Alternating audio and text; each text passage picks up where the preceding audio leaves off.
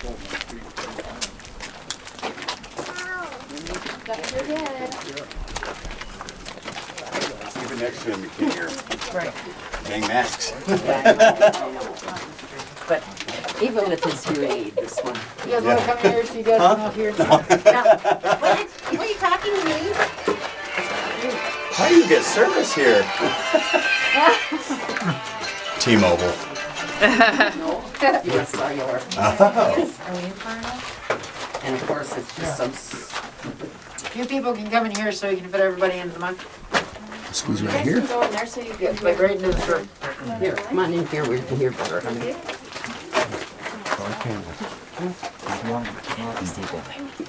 Kids behind you. Now this is called the powder room. This is where they store their tools and explosives. If they stored them outside, they could get wet or stolen. If they stored them back where they were blasting, if those explosives caught a spark, exploded, and killed the miners. If it exploded in here though, just blow out the front of the mine, the townspeople could hear it, see it, dig the miners out, hopefully.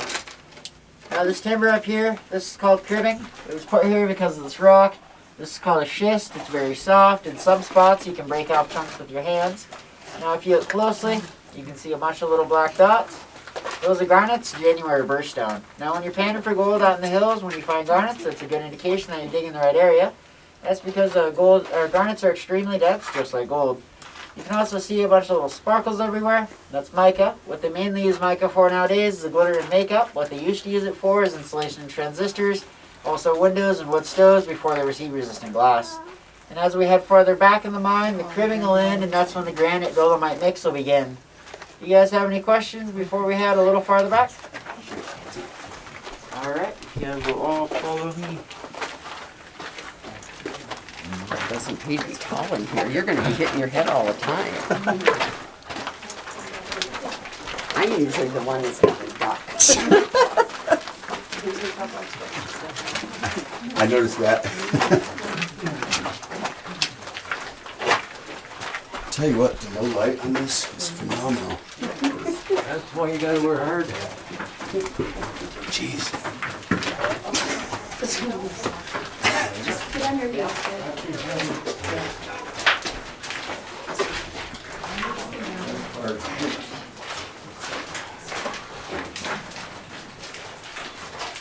Okay, so come up front so everybody can see here. A couple people can stand right over here, and two over here.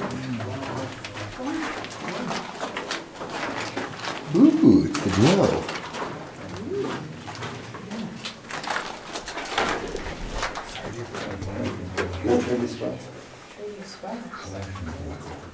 No, I was just asking if you wanted to.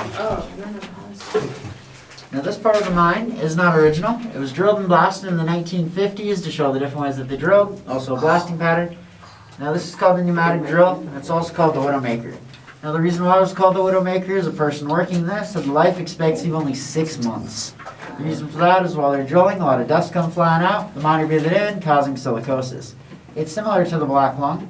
And the miner working this made $1.50 a day. He was one of the highest paid miners in the mines, but he had one of the shortest life expectancies. Now some of the smarter miners would wrap a couple bandanas around their mouth. This kept out some of the dust, but this only added maybe a month or two to their lives. Now these are the drill bits that they used. They're made out of mild steel. They go to 3.5 inches and last 90 seconds. They're only bringing 150 of these per drill, and after these 150 are done, they'd have to go over to the shop, get them resharpened.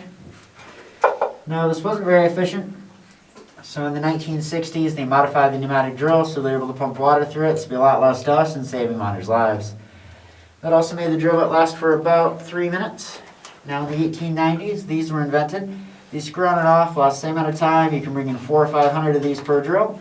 Now before the pneumatic drill was invented, or if you didn't have enough money to own one, like Engel and Krupp, go farther back, you'd have to use hand tools like this.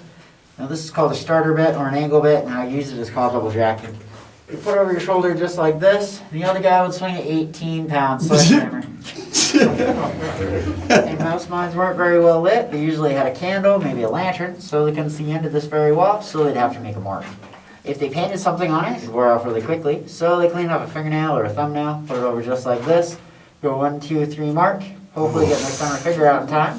After 15 minutes or so, they'd switch sides. They keep using the same bit until they went in about 3 inches. Oh, it's my turn. Then they'd switch over to a bit just like this, do the same exact thing, except after each hit, they just did a 1/4 inch turn. Now they had to go in 3 feet to place a charge. They had to drill 8 holes to place a blasting pattern. Now to drill the entire blasting pattern with double jacking, that could take up to 8 weeks. With the pneumatic drill, using these, it took 4 weeks. With the water going through them, it took a week and a half. With these, it took about 4 days. Now with today's drill bits, which are made with tungsten carbide, it only takes around 4 hours. This is the butterfly pattern. The charge in the center would ignite first, creating a hole, also a fraction rock around it. So when the charge on the outside with the red fuses went off 1 second later, all that rock would just go into the hole, it would fracture the walls, creating a very stable mine. Now Angle and Krupp used black powder. It was a lot cheaper and safer versus nitroglycerin, but it wasn't as powerful. It created only about a 10-inch fracture zone per hole, went 3 feet back. Now with nitroglycerin, it created about a 17-inch fracture zone per hole and also went 3 feet back. Now from the entrance to this wall right here, it took them 5 years and they haven't found a single speck of gold yet. At this point, they're still just looking for the lucky boy vein. Do you guys have any questions before we head just a little farther back? All right, you guys will follow me.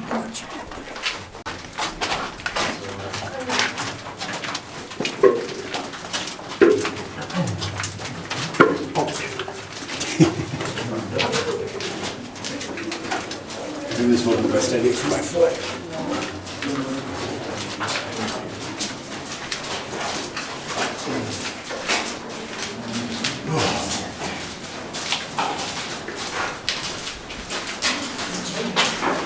Yeah, welcome to caves.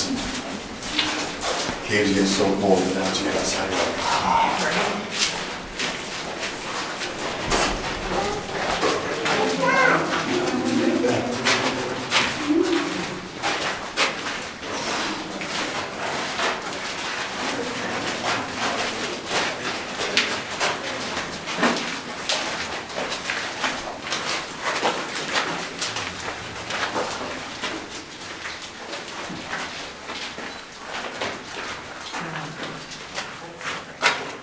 Now while this mine is running, we did have a set of rails going through it, a couple lower parts. That's called a mucking sheet. It weighs 650 pounds. What they use it for is when they're about to blast, they put over the rails, protect the rails with falling rock. It also created a flat surface to above the rock.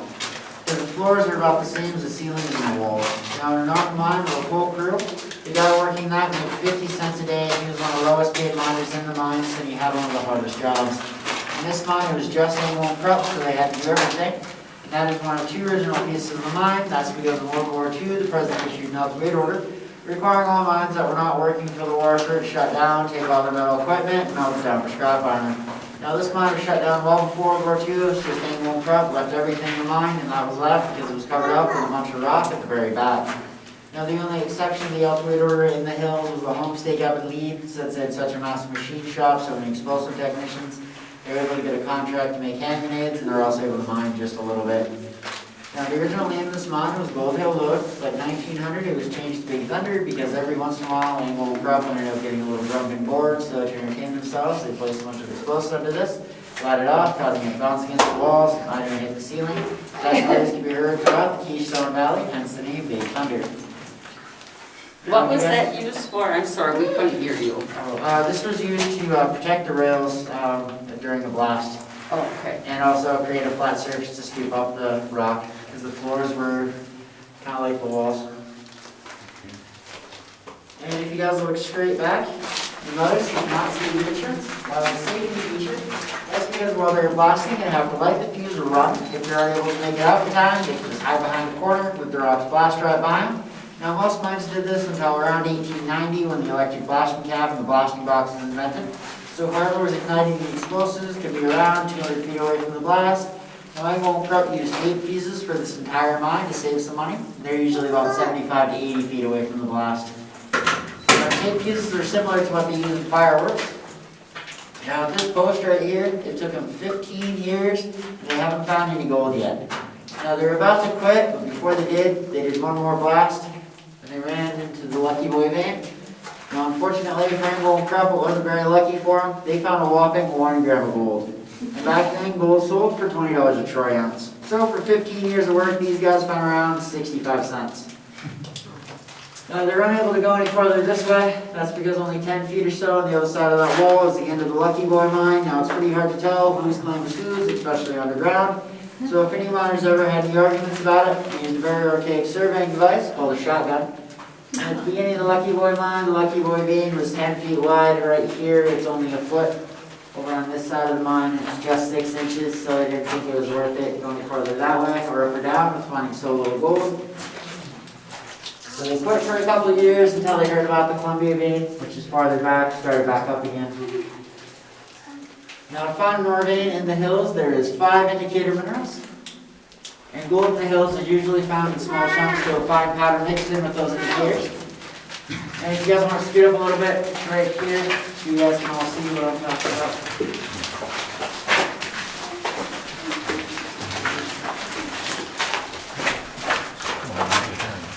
Now the first one is quartz.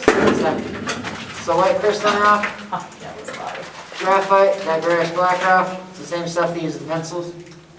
Sulfur, that yellow rock. Iron pyrite, little sparkles everywhere. It's also known as fool's gold. And also arsenic, the off-white rock. Now, arsenic is poisonous, but you guys do not have to worry about getting arsenic poisoning in this mine unless you guys decide to lick that spot every day for about 6 years. Now, occasionally miners would end up getting arsenic poisoning. That's because right after a blast, most mines that have the workers come in, have everything cleaned up before the dust settles, so they can get back to drilling as soon as possible. So if they happen to hit some arsenic, they end up breathing in that dust. Since it's just an expensive hobby, egg won't corrupt later for the dust to settle. Right here is a closed-cell wall. Now what this is made out of is a mixture of calcite, iron oxide, it's more commonly known as rust. And how it was formed is water seeping through the rock from the rain and the snow, dissolved the minerals higher up, and then it was just deposited right here. Now this particular flowstone wall is only about 10 years old, so in a couple hundred years this mine's going to end up looking more like a cave than a mine. Do you guys have any questions before we head a little farther back?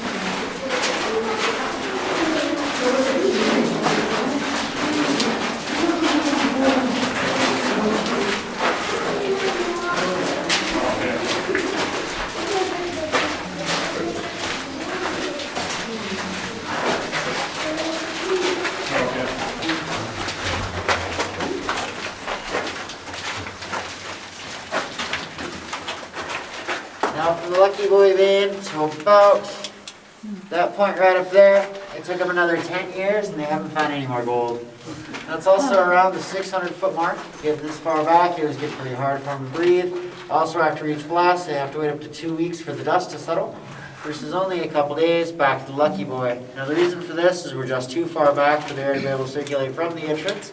Now with most mines, when they reach this point, they'll either drill air shafts all the way up to the top, or they'll buy a couple air compressors, a bunch of pipes, start pumping in air. And won't corrupt, did not have enough money or time for either of these. So they're going to quit. Before they did though, they did one more blast, and they ran into that natural air vent that goes all the way up to the top. It's 250 feet. Now with finding that, we only had to wait about an hour for the dust to settle. I seen your lamp buddy. They could have went another 600 feet before they had to worry about air again. And that is a 1 in a billion chance to find something like that. Natural air vents or caves are very rarely found in igneous rock like granite. Most of the time they're found in sedimentary rock like sandstone or limestone, or metamorphic rock like slate or gneiss. Now finding that, they were convinced that their luck has finally changed, so they went down to the Bismarck mine to get a $200 loan so they could get a pneumatic drill, a water pump, and an air compressor. They're able to drill quite a bit faster. Just watch your guys' heads and steps. It gets a little low, a little slippery. You guys can head all the way back. I'll follow you guys. How deep are you right now? We're about 600 feet back and then about 250 feet That underground. goes up about 600 feet, right? We're 600 feet back into the hill and then 250 feet 200 underground. feet. Oh, Okay. 50. That just gives you an idea. I'll put it back today. You just head all the way back, Chris. Oh, sorry, I thought you meant that way. Yeah, that's why I said he'd follow us.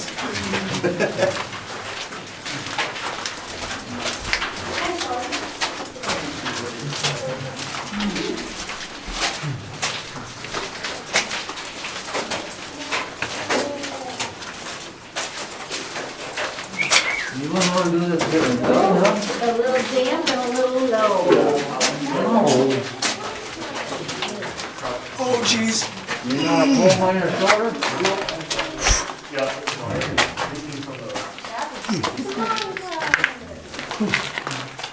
Ah, that's why I said to come back here.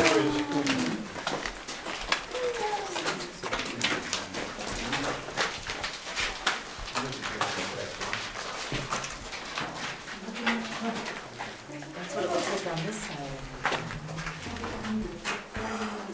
This is called a stope room. A stope room is where a mine will find the majority of whatever they're mining for. And then this stope room is the Columbia vein. Out of this room right here, they found a whopping 10 ounces of gold. Now in comparison, the Holy Terror, the mine just right across the road, had a room about this size, and it pulled out 10,000 ounces. Now first, they tried to go over this way. Let's see those metal rods sticking out. That means 5 feet over is the Columbia mine. The Columbia mine put those metal rods at the very end of their mine, warning won't corrupt not to go any farther. Otherwise, they declaim jumping could be shot. This is very unusual. Most mines really didn't care.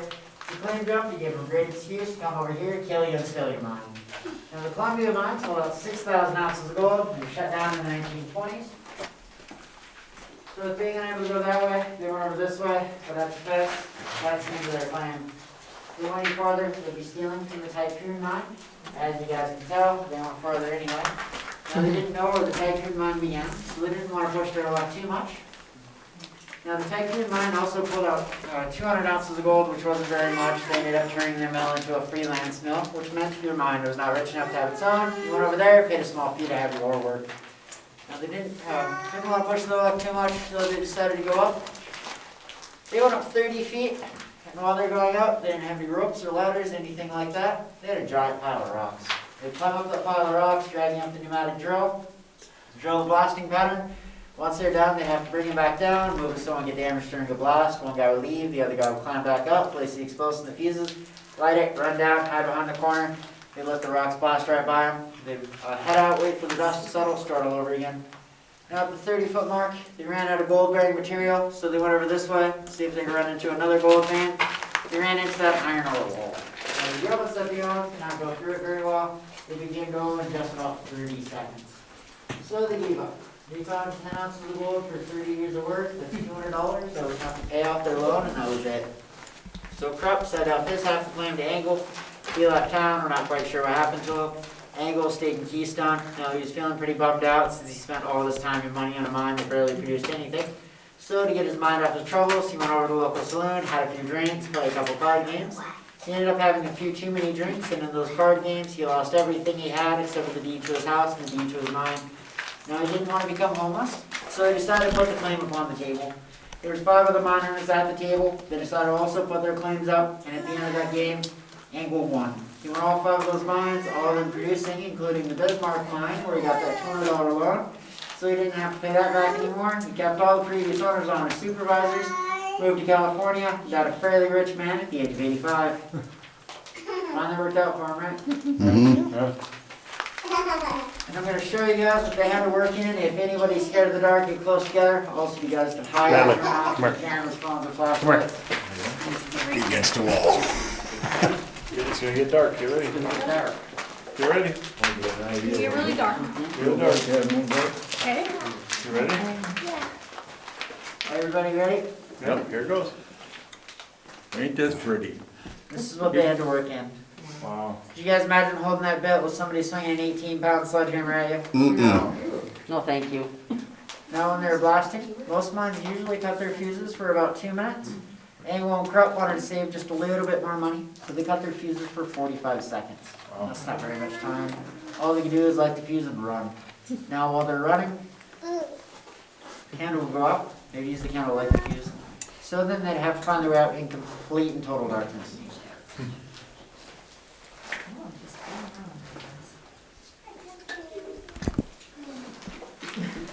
Good. And right over there, guys, there's a bunch of little silver tags.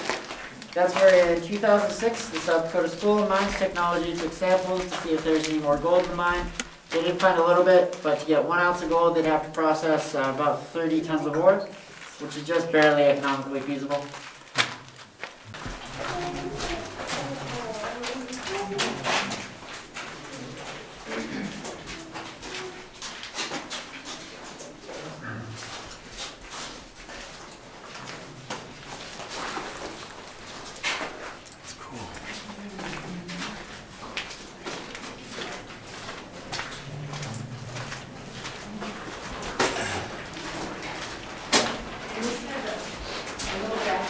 First part where we stopped, if there was more triangle openings, or that was just that first part of that.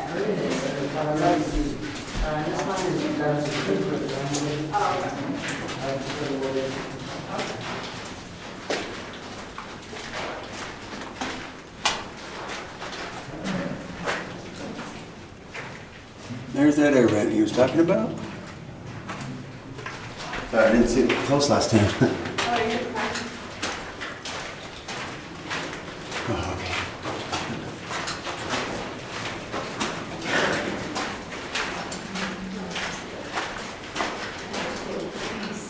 I think everyone's scared, babe. They ran quick. I know, right?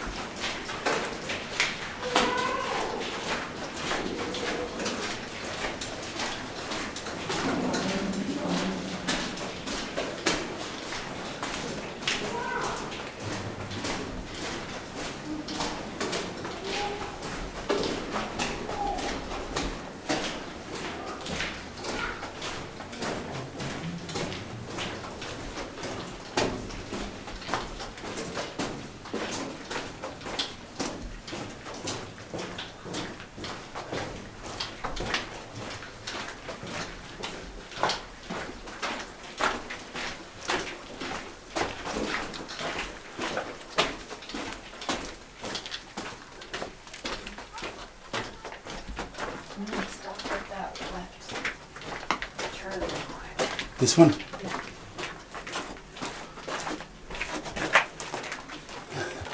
I wanted to see it a little more up close. Oh, cool. Yeah. Nice. See this guy? What? Right here? Oh, yeah, yeah. That's the garnets. Okay. This is my birthstone.